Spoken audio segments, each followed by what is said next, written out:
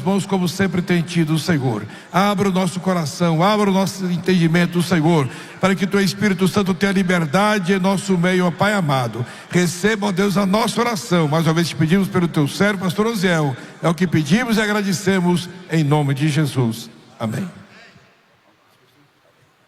Graças a Deus. Queridos irmãos, queremos cumprimentar a todos com a paz do Senhor. Amém? Podeis sentar. Muito obrigado. Eu quero, antes de começar a nossa fala, agradecer ao Pai Eterno pela oportunidade de estarmos aqui juntos, trazendo a palavra de Deus, a confiança do nosso pastor presidente, José Wellington. Deus lhe abençoe. Deus sabe do carinho e do amor que temos para com esta família. Sempre eu digo, porque eu nasci em um lar cristão, e quando eu nasci, eu sempre ouvia meu pai falar em José Wellington. Quando ele vinha das convenções e ele dizia: eita mensagem que foi entregue. E isso foi pegando amor. Eu não era nem pastor, e quando eu vi o pastor José Wellington pai pela primeira vez, foi uma alegria. E isso se estende de modo simultâneo e verdadeiro ao pastor José Wellington Costa Júnior. Ele sabe, eu já disse para ele: olha, eu sou seu co-pastor, eu estou lá em São Luís, mas se o senhor disser vai para ali, eu vou, fique aqui, eu vou. Deus lhe abençoe, pastor. E em nome dele eu quero cumprimentar os demais presidentes aqui presentes, pastor Osvaldo, pastor Silas, o pastor Saulo, que já esteve ali conosco, nesse bonito trabalho de missões que ele faz para a nossa CGADB, e ao nosso querido irmão Ronaldo. Deus abençoe grandiosamente. Queridos, nós vamos fazer a leitura da palavra de Deus, que é o texto desta reunião, Provérbios 9. Você que trouxe a sua Bíblia, tem aí na apostila o tema que nos foi passado, Provérbios capítulo 9. Vamos ler do verso 1 a 10 para ficar um melhor entendimento.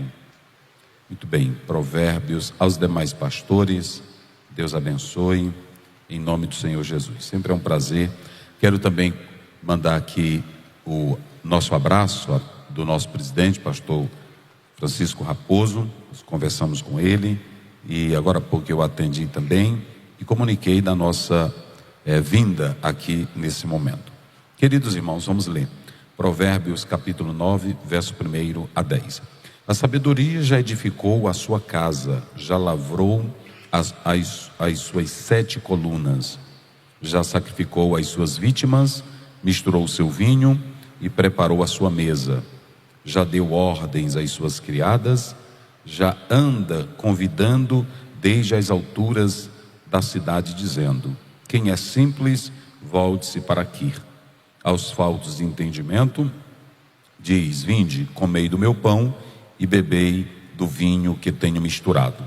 Deixai os insensatos e vivei, e andai pelo caminho do entendimento. O que repreende o escarnecedor, afronta toma para si, e o que censura o ímpio recebe a sua mancha.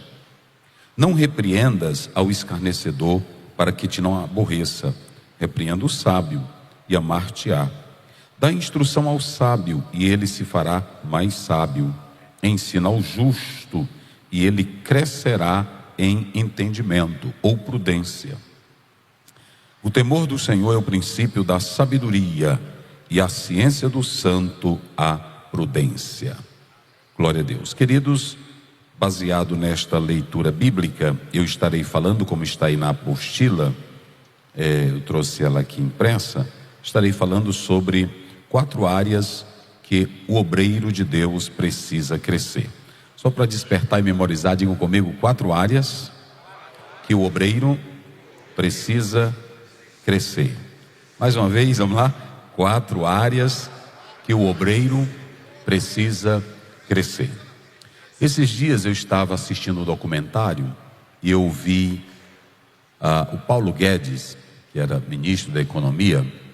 Uma senhora perguntou para ele quais os livros que ele recomendava para a pessoa crescer na área profissional, das finanças, da economia. Ele citou 3 livros. Eu estava ouvindo essa fala dele, de Michael Porter, para você se desenvolver, saber caminhar e viver no meio dos homens de negócios. Eu achei interessante ele. Ele é um senhor, como vocês sabem, conhecem, E ele sempre cita vários autores na área dele, da economia, das finanças. E ele citou Michael Porter sobre esse computation, essa competência para os negócios. E achei interessante. Depois ele citou para o discernimento nas finanças e também na carreira profissional, ele citou o Judgment, que ele tem como referencial teórico para a vida dele.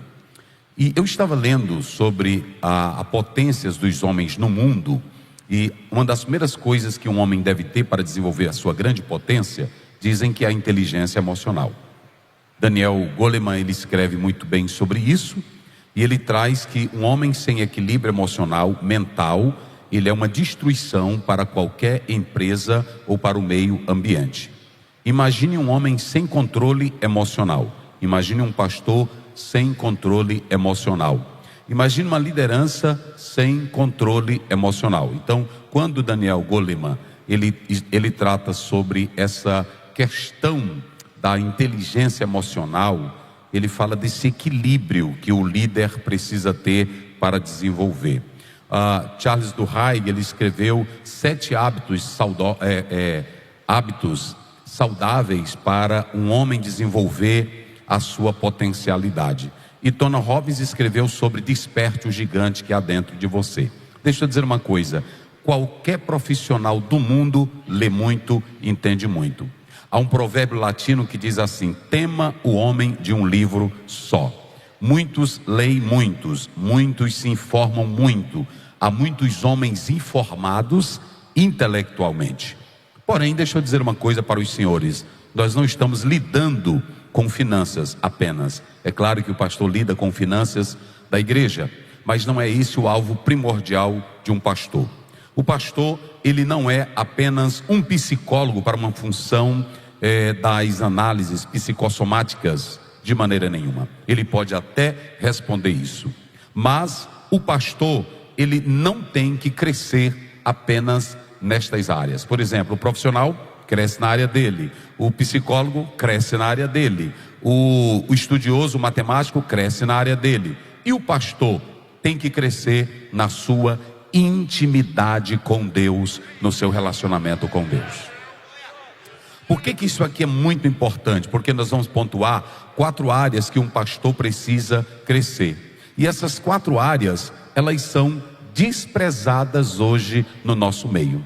Mas deixa eu dizer uma coisa para os senhores aqui esta noite: crescimento do homem de Deus. Eu vi o pastor Cladismondo agora há pouco, parabéns pela mensagem que ele trouxe. Ele falou aqui sobre o crescimento, mas deixa eu dizer uma coisa para os senhores: todo o crescimento do homem de Deus sempre é para baixo, nunca é para cima. Vocês já observaram isso na Bíblia? Nunca um homem de Deus cresce para ser grande, porque primeiro, quando ele vai orar, ele dobra o joelho perante o Deus que é dono do céu, da terra, do mar. Então você já não é nada, já é pequeno, sim ou não? Quando Pedro, no capítulo 5 de Lucas, só porque Jesus disse assim: vai pescar, e ele foi pescar, quando ele lançou a rede, ele disse: meu Deus, eu trabalho de pesca há tanto tempo e não sei onde está o peixe. Jesus sabe. Ele voltou e disse: sai daqui, porque tu és santo demais. Ou seja, quem vai para a presença de Deus sempre se vê pequeno, porque sabe que o Deus que ele adora é o quê? Grande. Diga isso comigo: ele é grande. Mas bem forte, ele é grande. Quando nós lemos Gênesis 18, a Bíblia diz que Deus falou para Abraão, e Abraão foi orar pelos pecadores de Sodoma e Gomorra, e só porque ele estava pedindo para ele diminuir a cota de salvação, aí ele diz: não te zangue comigo, não se irrite comigo, porque eu sou pó. Olha o nosso pai na fé, orando perante Deus e já dizendo que é pó. Então nunca vá para a presença de Deus dizendo: tu sabes, Senhor, essa obra tem crescido, mas eu estou na frente. Não, nunca diga isso. Nunca diga: Senhor, eu estou pregando bem porque eu leio muito. Não, senhores, quando for para a presença de Deus, tem que se lembrar de 2 Coríntios 12:9: a minha graça te basta. Quem glorifica a Deus, diga aleluia. Mas deixa eu dizer uma coisa para os irmãos: todos que querem crescer em Deus ficam pequenos. Pastor Antônio Gilberto dizia que é como um galho de laranja, que quanto mais laranja tem, mais o galho fica para baixo, não é? Então não tem essa como você crescer para cima, porque às vezes tem obreiro que diz: eu estou crescendo, Deus tem me levantado na nação brasileira, Deus tem me levantado no meu bairro. Então escute bem, todo homem de Deus que cresce, ele nunca acha que cresce, ele sempre acha que está se diminuindo. E só teve um homem na Bíblia que buscou um crescimento e que o próprio João disse assim: quando eu for aí, eu vou dizer quem é ele. Está lá em 3 João, capítulo, verso 9. Ele diz assim: porque esse Diótrefes, ele busca o primado. O primado é o primeiro lugar, o primado é a grandeza. Então João diz assim: eu não queria expor ele, mas já que ele busca ser grande, quando eu for aí, eu vou dizer quem é esse camarada que ele não vale nada. Há muita gente que quer ser grande e não vale nada. Quer ser grande em pregação, grande em fama, grande em teologia, grande em exegese, e no final das contas, para Deus ele não presta para nada. Porque na presença de Deus, quanto mais você for pequeno, mais o Senhor Deus, ele te exalta. Quem pode glorificar o nome do Senhor Jesus? E outra coisa, irmão, você pode ter a maior biblioteca do mundo. Tem irmão que diz: eu tenho uma biblioteca com 10 mil livros, mas conhece o Deus da biblioteca? Não é isso? Porque tem pessoas dizendo isso, é muita erudição. Eu ouvi um debate do Fernando Henrique Cardoso, ele dizendo: eu ainda tenho orgulho de dizer que eu sou da última escola dos grandes filósofos. Eu sou da ala dos filósofos, como por exemplo, ele dizia na entrevista dele, eu ainda fui acompanhante aí do pensamento de Sartre, do Michel Foucault, de Derrida, e eu olhando para ele, ele dizendo: eu tenho orgulho da educação que o meu pai me deu. E sabe do que eu tenho orgulho? Da educação que a Bíblia me dá. Todo pastor deve ter orgulho do que a Bíblia lhe ensina, lhe dá para a vida ministerial. Só quem crê nisso, diga glória a Deus. Então preste bem atenção. Quando olha para o crescimento, o João diz assim no verso 9: e Diótrefes, que busca o primado, ele não nos ouve e nem recebe o que eu mando. Toda pessoa que gosta de ser grande, ele sempre acha que todos que estão ao seu redor, primeiro, é pequeno, ninguém sabe de nada, ele é culto demais. Tem pastor que tem crente que tem até medo de chegar perto dele. Sabiam dessa? Irmão, não, ixi, é grande, E Jesus, todo menino era atrás de Jesus. Pode observar na Bíblia, era. Irmão, todo menino era atrás de Jesus. As mulheres que não valia nada. Está lá no capítulo 15 de Lucas. E os publicanos, 15 primeiro, e os publicanos, e as pecadoras, e meretriz, e tudo que não valia nada, era atrás de Jesus. Mas os grandões, escribas e fariseus, ficavam de longe. No capítulo 9, eles disseram: olha como é esse Jesus de vocês, come e bebe com pecadores. Aí Jesus ouviu e disse: olha, quem precisa de médico é quem está doente. Se vocês não estão doentes, eu não estou nem aí para vocês. Então o Senhor só quer quem depende da graça dele. Oh glória, oh aleluia. Quem glorifica a Deus?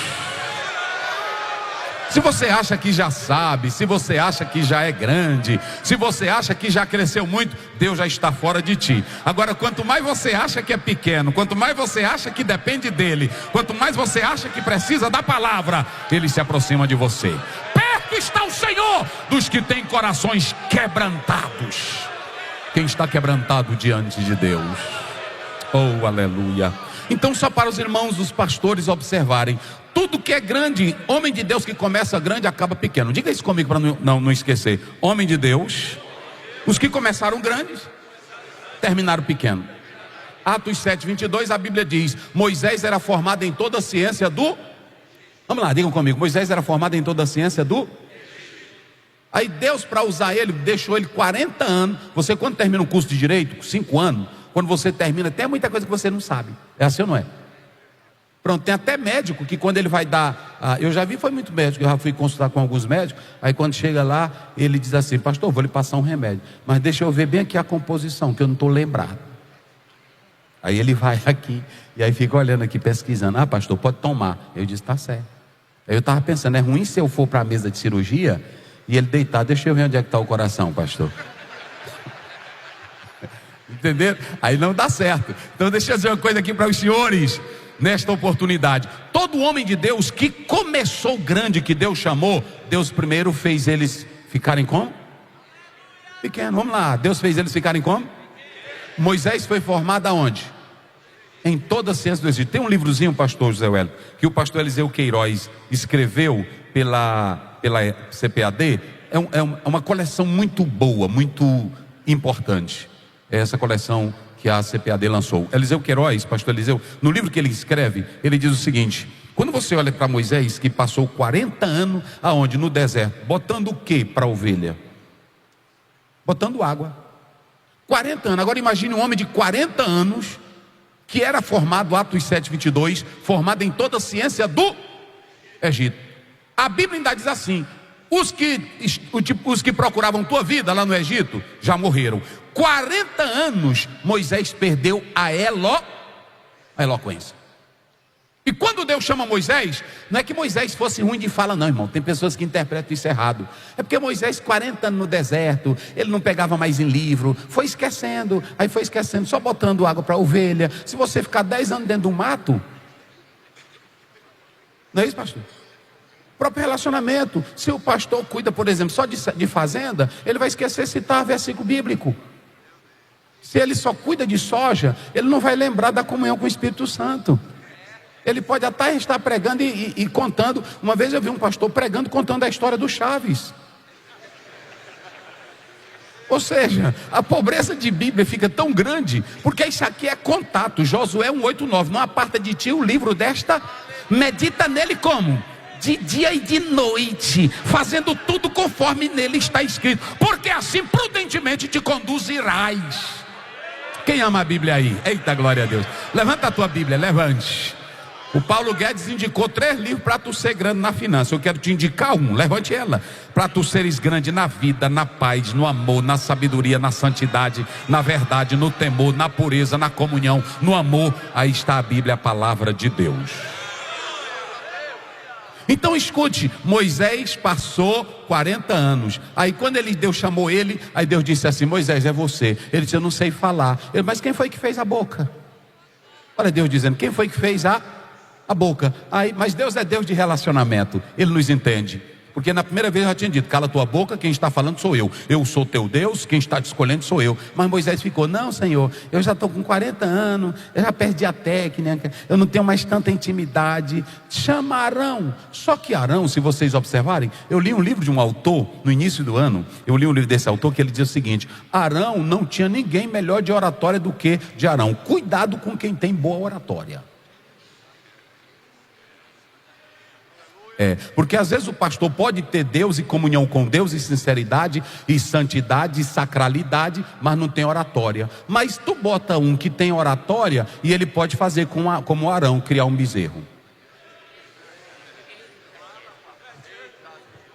A maioria dos pregadores hoje, eles estão criando com as oratórias bezerro. Vocês já observaram? Nós podemos pregar a Bíblia o tanto que quiser. Aí tem gente que não dá as horas não, mas tem um que vem com a oratória. É o Arão. Até às vezes, irmão, eu fico pensando: meu Deus, eu oro, leio a Bíblia, me consagro, e eu fui pregar ali, não deu nada, é aquele ali, só com a zoada.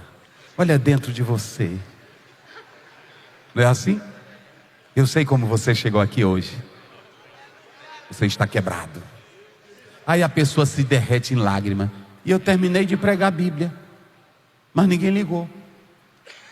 É porque a oratória, ela mexe com o teu intelecto, com a tua mente, mas ela não mexe com o teu pecado. A oratória não te chama para uma santidade verdadeira. Agora deixa eu dizer uma coisa para vocês: Moisés poderia ser pesado de boca, mas Deus nunca falava com Arão. Deus só falava com...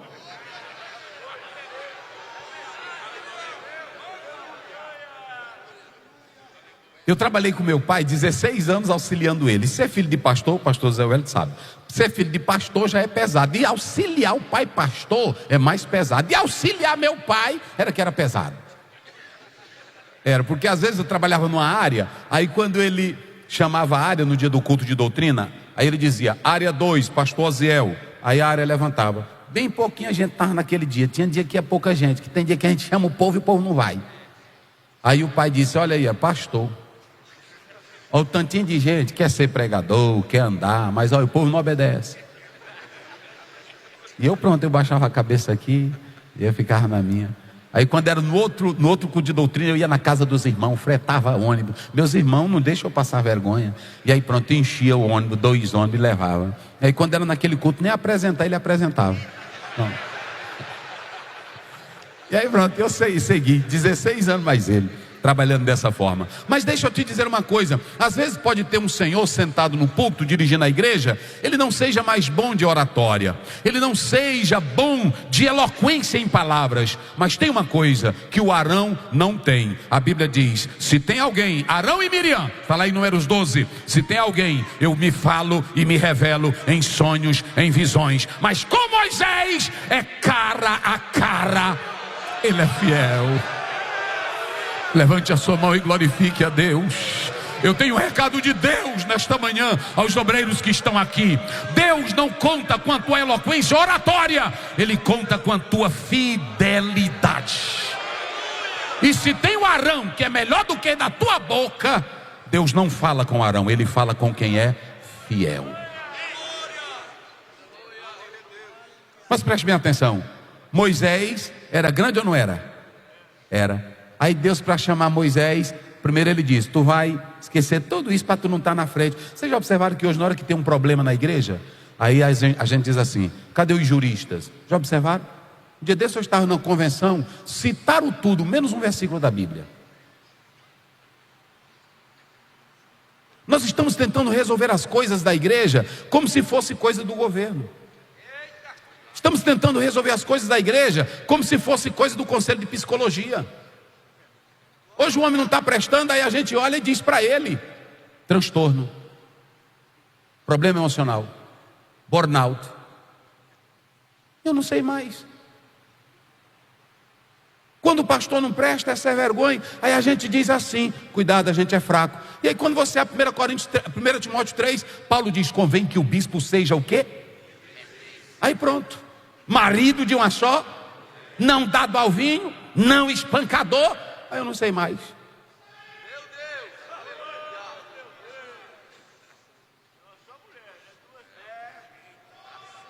Olhe para cá, Moisés era grande, mas Deus disse, eu não preciso da tua grandeza, eu não preciso da tua ciência do Egito. Eu vou botar a palavra na tua boca. Quem fez a boca fui eu. Aí Deus chamou Moisés. Aí quando você vai para Hebreus capítulo 11, 24 a 25, a Bíblia diz, e Moisés, olha, e Moisés deixou de ser chamado, o quê? Filho da filha de Faraó. Tudo que era grandeza, Moisés fez o quê?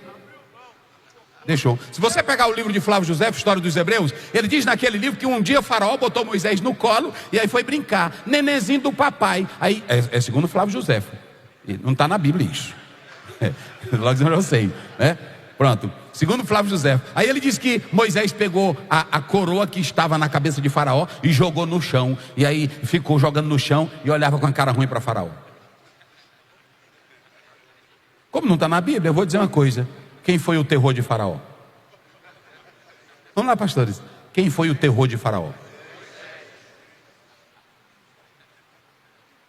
O Moisés foi tão terror que um dia todos os bruxos do Egito chamaram o Faraó. Dai de mão a esse povo. Por causa desse Moisés, o Egito está acabado. O senhor, pastor, é um terror lá no seu bairro?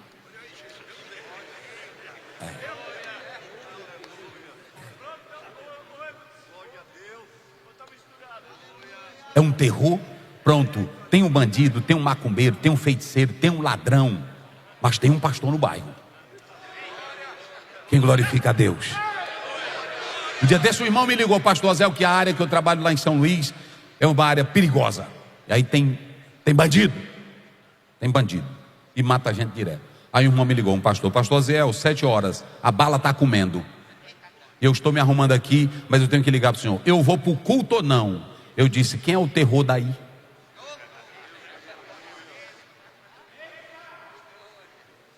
Ele disse, pastor, e a minha vida? Eu disse, Paulo diz em Atos 20, eu não tenho a minha vida como? Quem escolheu ser pastor é como escolheu ser delegado ou policial. Tu tem que estar onde a luta se travar. Vá para a batalha, rapaz. Se a igreja fechar nessa crise, aí pronto. E Deus é quem protege a tua vida. Aí ele foi, depois do culto ele me ligou: pastor, fez bem, a igreja ficou aberta. E aí quem queria buscar refúgio foi para a igreja. Eu disse: se tu fechar a igreja, quem é o terror do bairro é você. Quem crê que Deus levanta homens com o terror dele. A Bíblia diz que quando Jacó saiu, ele ficou com medo. Mas a Bíblia diz que quando ele renovou a comunhão com Deus, Gênesis 35, a Bíblia diz: e o Senhor colocou o terror dele em Jacó. Por onde Jacó passava era todo mundo: não mexe, não mexe. O terror de Deus. Então preste bem atenção: deixou de ser chamado filho da filha de Faraó. Aí se você pegar, observem bem, tem muita coisa para o homem crescer. Irmãos, pastores, eu vou correr aqui. Deixa eu dizer uma coisa para vocês. Pastor Zé, como é que eu faço para crescer na teologia? Eu posso te indicar 20 obras de teologia. Pronto, rapidamente. Eu posso te indicar Strong, eu posso te indicar a teologia pentecostal da Assembleia de Deus, eu posso te indicar o Schaeffer, eu posso te indicar vários. Agora preste bem atenção: se tu ler a teologia do Schaeffer, a teologia do Strong, qualquer teologia, todos eles vão falar a mesma coisa, com pequenas diferenças. Agora, quando você for para o púlpito, você pode ser apenas um informador de teologia. Tem coisa que um pastor tem que ser louco por elas. Se você pegar 1 Timóteo 6, 10, 11, Paulo diz assim: mas tu, ó homem de Deus, foge destas coisas.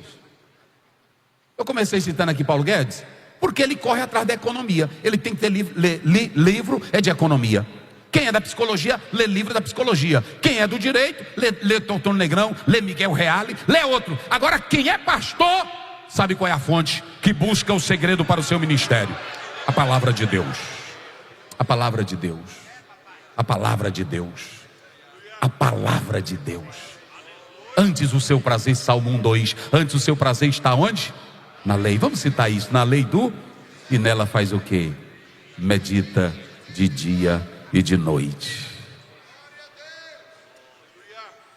Então, queridos pastores, tem muita gente que quer ser grande. E eu falei no início da apostila que tem gente que quer crescer em bens, crescer em fazenda, crescer no comércio, crescer na vida intelectual, crescer na vida profissional. Não há nada de errado nisso. Agora, o crescimento aqui é diferente. Aqui é perder para ser pequeno. Aqui ninguém entra para ser grande. Se você entrar no ministério aqui pensando que vai ser grande, vai adoecer, vai dar a síndrome de Bonal, vai ficar pobre. Porque no ministério ninguém entra para ser grande.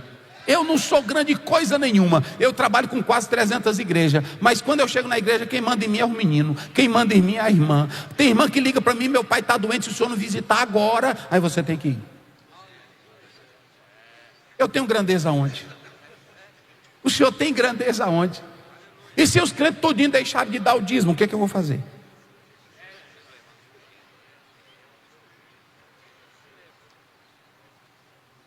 Então escute, a Bíblia diz em Marcos 10, 45, ou melhor 43, os que querem ser grandes lá fora não tem problema. Aqui é o seguinte: quem quer ser grande aqui tem que ser o... Então pronto. Vira para esse pastor que está ao teu lado e diga para ele: aqui nós somos os menores. Diga aí: grande aqui é Deus. Grande é Deus. E observem bem, pastores, falando desse crescimento, escutem, olha o que Paulo diz em Filipenses 3:7. Olha o que ele diz: eu perdi todas as coisas. Olha para cá, não existe essa de entrar aqui para ganhar e ser grande. Aqui existe é para perder.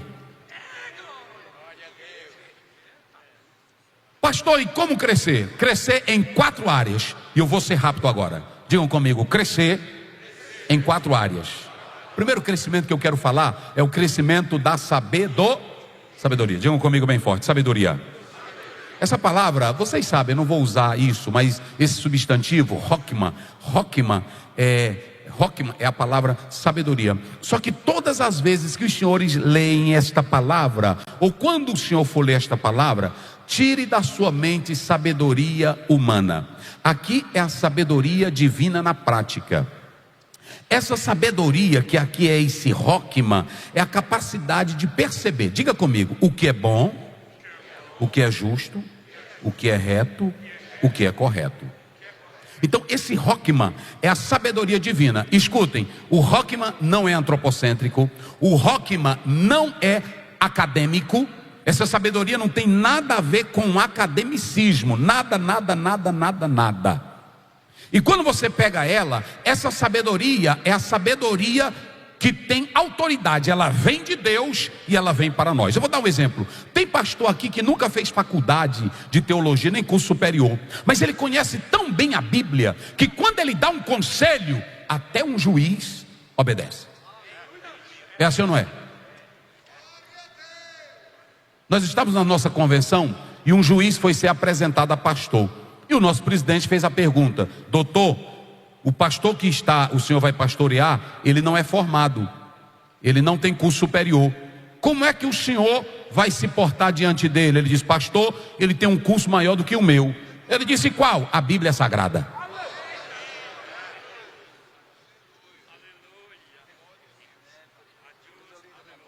Rapaz, é coisa linda, é a Bíblia. O negócio tem irmão que vai pedir um conselho para a gente hoje: pastor, eu estou assim, a minha mente está perturbada, aí eu estou assim nervosa. Aí o pastor diz: você já leu Lacan? Olha, leia o livro de Lacan. Leia Augusto Cury, tem como controlar seus pensamentos. Ou leia um livro de estoico. Irmão, pastor que tem Bíblia e sabedoria de Deus não vai nessa. Pastor, eu ando assim perturbada, agoniada, o que eu faço? Olha, minha irmã, Filipenses 4:6. Não andeis ansiosos por coisa alguma, ante todas as vossas petições sejam conhecidas diante do Senhor. Aí você prossegue: a paz de Deus que excede todo o vosso entendimento guardará o seu. Vá para casa, minha irmã, e dê a palavra, e a palavra vai gerar efeito na vida dela. Então escute, a sabedoria aqui é a sabedoria divina. Agora preste bem atenção uma coisa: essa sabedoria não é acadêmica, não é antropocêntrica, não é cultural. É a sabedoria que vem de Deus. Vocês sabiam por que nós somos espertos demais hoje? Se tem obreiro esperto é no nosso meio, meu irmão. Mas não é porque está usando a sabedoria de Deus, não. É a sabedoria do homem. Sabedoria de Deus não faz pastor esperto. Sabedoria de Deus não faz pastor malandro. Sabedoria de Deus não faz pastor maléfico. Sabedoria de Deus não monta esquema. Sabedoria de Deus não tem jeitinho brasileiro. Sabedoria de Deus não tem esquema. Sabedoria de Deus tem graça. Sabedoria de Deus tem revelação divina.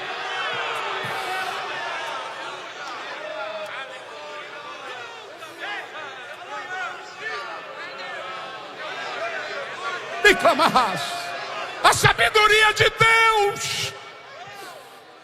Eu vejo tantas pessoas, e escute bem, eu ouvi, não vou citar nome, como é filmado, deixa eu dizer, eu ouvi um pessoal político dizendo: fulano de tal, ninguém vence ele no esquema, todo mundo é derrotado, porque ele é sagaz. Sabe o que acontece? Até hoje ele está preso. Deixa eu te dizer, o caminho do sagaz, do esperto, do inteligente, do malandro é cair. Jesus disse em Mateus 7:24: aquele que ouve a minha palavra e põe em prática, eu comparo ao homem sábio, prudente, que edifica a sua casa sobre a rocha e ela não cai.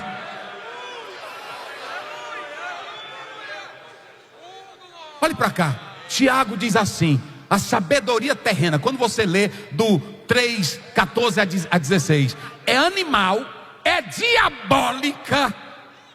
Eita, meus irmãos, não é pesado, pastor? A sabedoria humana é diabólica, é cruel, é sagaz.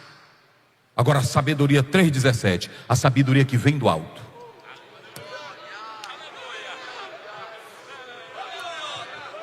ela é primeiramente tratável, pura, pacífica, amável. Olha para cá, sem parcialidade e sem hipocrisia. Tem muito bichão com diploma de doutor. Aí a gente vai falar com ele: Pai do Senhor, pastor, como é que está? Tá bem, meu filho, eu estava agora me lembrando de você. Nadinha. É mesmo, senhor? Ô, senhor, na hora que você entrou, que eu lhe vi aí pronto, olha, você está comigo naquele negócio? Eu estou com você. Pronto, vou me lembrar do teu nome. Teu nome? Aí eu digo: Zé Gomes da Silva. Tá bom. Aí ele é que nem o copeiro lá, nunca mais vai lembrar do meu nome. É esquema. Tem obreiro que faz reunião, aí diz assim: eu estou com vontade de tirar o irmão fulano, mas eu não tenho coragem de falar para ele. Eu quero que o irmão, na hora da reunião vocês se levantam, montam o esquema, e aí dá a fala e eu arremato. Tu tem que ser como Daniel. Tem que ser como Daniel. O rei chamou Daniel, e olha que era o reizão pesado, está lá em Daniel 5. Aí ele disse assim: Daniel, diga aí, leixa ali, o que tem na parede? Aí Daniel disse, olhou para o nome, a mão escreveu, ele olhou para a majestade. Assim é homem de Deus, irmão, sem esquema, sem política. Olhou para ele e disse: majestade, é tu. Ele: como assim? Deus te botou na balança. Esquema demais. Tu tem esquema demais. Pegou as coisas sagradas, botou na mão dessas prostitutas, velho, sem vergonha, bebendo nas coisas de Deus. Tu não vale nada. Majestade, Deus colocou você na balança, foste achado em falta e colocado na balança, e hoje tu morre. Pronto, aí virou: Daniel, pega esse presente. Eu lá quero presente teu, rapaz. Fica para tu e para essa tua casa.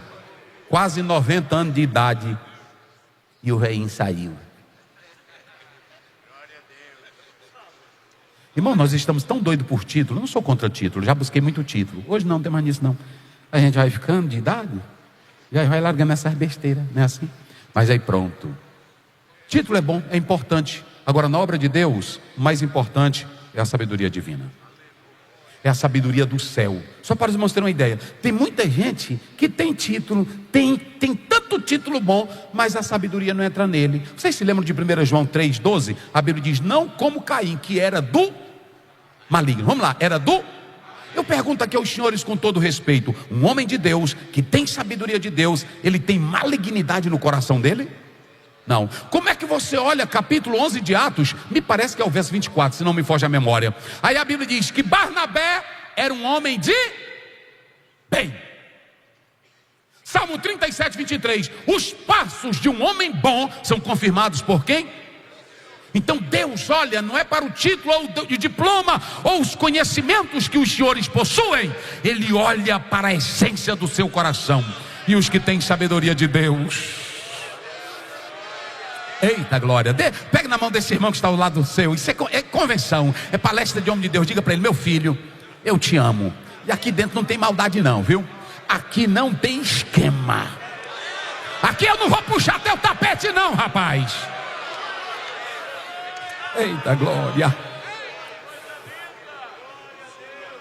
Pastores, escutem bem, olhe para cá. É tão lindo quando o homem tem sabedoria. Olhe para cá, o faraó 41 de Gênesis 41, quando você lê, aí você pode observar na própria Bíblia a palavra de Deus, lá pelo 39. Aí o José terminou de dar a revelação, sabedoria, a interpretação. Aí faraó olhou para os oficiais e disse assim: acharíamos um homem como este, em que acha o Espírito de Deus? Olha o que segue: e como te Deus fez saber tudo isso e te deu tanta sabedoria, José? Pastor José Wellington, quem tem sabedoria de Deus, olha, deixa eu dizer uma coisa para os senhores aqui. Quem tem sabedoria de Deus, tu está dormindo e o pessoal está marcando esquema. Tu pode descer para a cadeia, mas na cadeia tu prospera. Quem tem sabedoria, não adianta. Tu pode puxar teu tapete, vamos botar, é um colchão para tu deitar. Quando puxa o tapete, vai cair, aí tem um colchão.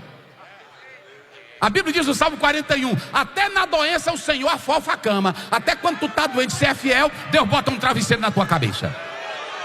Isso é para quem é fiel e é bom. Eita, meus irmãos. Quando Salomão vai orar, 1 Reis 3:12, aí Deus diz assim: eu vou te abençoar, Salomão. Olha como é que Deus abençoou o pastor. Eu vou te abençoar porque tu quis crescer, mas tu começou bem, dizendo: eu não pedi a morte dos inimigos, eu não pedi fama, eu não pedi riqueza, não pedi o poder, mas eu vou fazer o seguinte: eu vou te dar sabedoria, e aí as outras coisas serão o quê? Acrescentada. Atos 6:3, procurai 7 homens de boa reputação, cheio do Espírito Santo e do que mais? Sabedoria. Quem glorifica a Deus?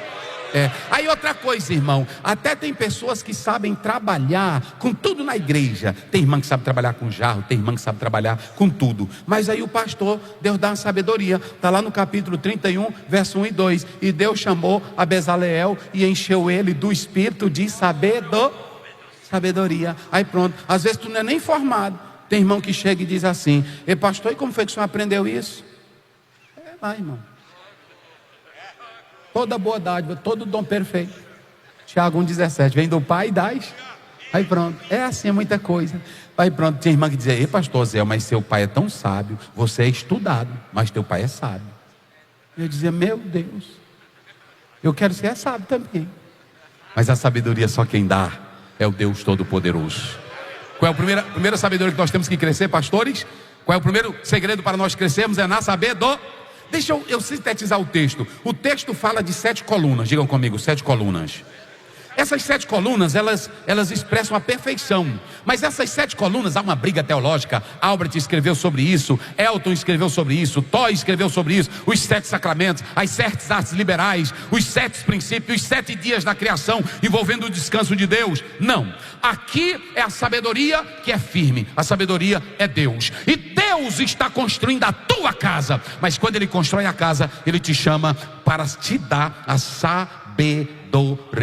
7, olha para cá, o pastor Esdras escreveu um livro sobre isso aqui, mas basta você ler o Isaías capítulo 11, versículo 2, lá estão as 7 colunas da sabedoria. Não esqueça mais isso. Pastor, e para que 7 colunas? Uma coluna podia sustentar a casa, uma ou duas, mais 7, a casa era grande e a estrutura tinha que ser forte. Ou seja, pastor que quer ministério abençoado tem que ter 7 colunas. Aí você lê Isaías 11:2, e o Espírito do Senhor repousará sobre ele, e ele te dará o espírito de sabedoria, o espírito de inteligência, o espírito de conselho, o espírito de fortaleza, o espírito de conhecimento e o espírito de temor. Pegue essas 7 colunas e bota ela dentro do teu ministério, e tu vai ver a casa ficar de pé. Ficar de pé. Segundo, eu vou correr aqui. Diga comigo, o temor do Senhor. Iará ou iarê é a palavra hebraica. Olhe para cá, o temor do Senhor. Aqui Salomão estava dizendo que, irmãos, é interessante que a sabedoria, ela está fazendo um convite. Diga isso comigo, a sabedoria faz um convite. Só que a sabedoria não quer na casa dela. Olhe para cá, não quer sabichão, não quer saliente, não quer grandão, nem quer inteligente. A sabedoria só quer quem não sabe de nada. Está aqui no texto, irmão. Porque se você convidar quem já sabe, vai te dar problema. É assim ou não é? O que já sabe, ele não vai te escutar, ele não vai te ouvir. Pronto. O irmão chegou e disse para mim: pastor Ziel, o pastor, é porque nós estamos construindo lá a igreja e tem um mestre de obra, pastor, que ele me condena todo dia. E ele, pastor Ziel, não aceita a obra. E é um senhor de idade, eu não sei como eu falo, eu já orei, eu já busquei a Deus, como é que eu faço? Eu digo para ele vir no meu gabinete. Aí ele veio. Aí um senhor disse: Pai do Senhor, meu irmão, disse: Pai do Senhor, como é que está? Tudo bem? E aí, qual o problema lá? Que o pastor, como o pastor falou aqui, ele quer inovar, pastor. Ele quer fazer um templo com a medida tal. E eu disse: me dê a planta. E eu não sabia de nada da planta. Eu disse: me dê a planta. Aí ele botou a planta. Aí eu disse: diga onde é que o senhor quer que ele marque. Aí ele pronto, marcou tudinho, apontou, foi explicando tudinho. Aí eu chamei o engenheiro: como é isso aqui? Aí o engenheiro disse: não, pastor Zé, esse velhinho aí tá doido. Eu disse: não diga isso com esse homem, rapaz. Você é experiente, você é um homem, pronto, do jeito que ele quer. Aí pronto. Aí eu disse: pastor, pegue a plantinha agora e leve, e ande com ela debaixo do braço, e faça de conta que vai fazer do jeito que ele apontou aqui. Aí pronto. Quando foi no dia da inauguração, a primeira cara que eu vejo dele bem na porta, sorrindo: ei pastor, o tempo está bonito. Eu disse: aí, não deu certo. E o pastor fez tudo do jeito que ele quis. Sabe qual é o problema? É que às vezes nós queremos demonstrar que sabemos demais. E quando a gente demonstra que sabe demais, a sabedoria de Deus não aparece. Olhem para cá, olha aí, olha o texto, diz assim: olha, os que são simples, diga isso que eu já vou encerrar. Os que são simples e sem entendimento, venha para cá. Jesus não chama ninguém grandão. E quem é grandão, ele destrói primeiro. Naamã, o texto começa 5 primeiro. Naamã, chefe do exército, campeão de guerra, vírgula, leprosinho.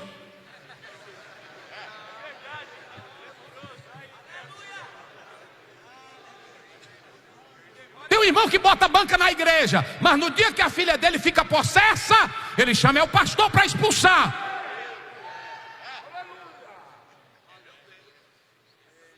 Tem irmão bem simplesinho, pastorzinho simples, mas é um homem de Deus, sabedoria do céu. Aí o irmão fica questionando, mas na hora da necessidade ele corre atrás de quem?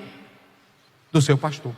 Então quem é simples, venha para cá, venha para cá. Deus não chama ninguém grande. No banquete da sabedoria, não chama ninguém grande. Chama os simples, aqueles que estão desatentos, que não estão prestando atenção na vida, descomprometidos. Agora preste bem atenção. Se vocês observarem, tem 2 tipos de pessoas aqui que não são convidados para o banquete. 2. Nós temos aqui os zombadores e os ímpios. Agora, pastores, tem uma coisa que eu estava lendo aqui. Eu disse, por que Deus deixou isso na Bíblia? Aí ele diz, olha aí, só para os irmãos terem uma ideia: repreende o escarnecedor, a afronta tomará para si, e o que censura o ímpio recebe a sua mancha. Olha, por que a Bíblia deixou isso aqui para nós? Repreende o escarnecedor. Vocês sabiam que o escarnecedor nunca muda de ideia? Você sabia que o ímpio nunca muda de ideia? E por que Deus disse que é para a gente repreender? Por 2 razões. Uma, para que esse escarnecedor saiba que Deus está dando a chance dele se arrepender e que é Deus de amor. Segunda razão, para que esse escarnecedor vá para o inferno tranquilo, sabendo que ouviu a palavra, mas a rejeitou. Não, eu estou aqui no inferno. Vocês se lembram lá no 16 de Lucas? Pai Abraão, eu sei por que eu estou aqui. Então pronto, se aquieta. Fica no fogo do inferno. Fica tranquilo. Se queimando. Agora deixa eu dizer uma coisa para os senhores. Escutem bem, queridos pastores. Olhem para cá, só para vocês terem uma ideia. Mas por que, se ele não repreende, se ele não atenta, se ele não escuta, Tito 3,10, repreende o herege uma ou outra vez, depois larga ele de... Não gaste a sua força com aquele que o Senhor já repreendeu 3, 4, 5 vezes. Larga de mão que teu ministério vai perder o foco. Então escute, cresça em sabedoria. Diga comigo, cresça no temor. Diga, pastores, no temor do Senhor. Olhe para mim aqui agora. Os senhores sabiam que se tivesse mais homens cheios do temor de Deus na igreja, pouco adultério? Os senhores sabiam que se tivesse homem com o temor de Deus, não havia pastor para desviar dinheiro da área? Eu sou pastor, irmãos. E às vezes tem esse negócio de área e esse negócio de setor. Eu acho que aqui é setor. É uma reluta. É batalha. A gente tem que pregar o evangelho e ainda lutar. Agora, eu digo de joelhos para Deus todo dia: Senhor, me dá homens com temor. Homens com temor não roubam. Homens com temor não desafiam. Homens com temor não são salientes. Homem com temor não são provocadores. Homem com temor tem fala mansa. Homem com temor é contribuinte. Sabe qual é o nosso problema? Nós estamos escolhendo gente demais inteligente. E quando você vai para Êxodo 10, 21, olha o que Deus diz para Moisés. Moisés, coloca homens capazes. Mas olha como é que ele começa: tementes a Deus, que aborreçam a avareza. Aí ele diz, aí tu bota chefe de 1000, bota um homem para dominar 1000 com temor de Deus. Do jeito que ele domina 1000, ele vai dominar 10. Ele não quer nenhum, ele não quer nem ninguém. Aqui eu estou crescendo na área. Aqui, pronto. Irmão, vamos lá para a sede hoje. Irmão, é negócio da sede toda hora. Aí também os crentes seguem o pastor. Sabe qual é o nosso problema? Poucos homens com temor de Deus. Quem tem temor de Deus, o pastor pregou aqui, Êxodo 3:5, tira a sandália dos pés na hora que Deus chega.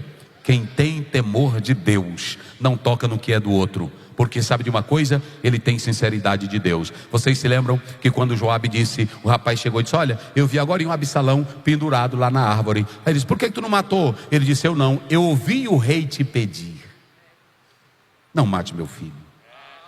Aí sabe o que ele diz? Tu não presta para nada, tu está me atrapalhando. Foi lá e matou o filho do rei. Quem não teme a Deus, mata filho de reis. Que Deus nos abençoe.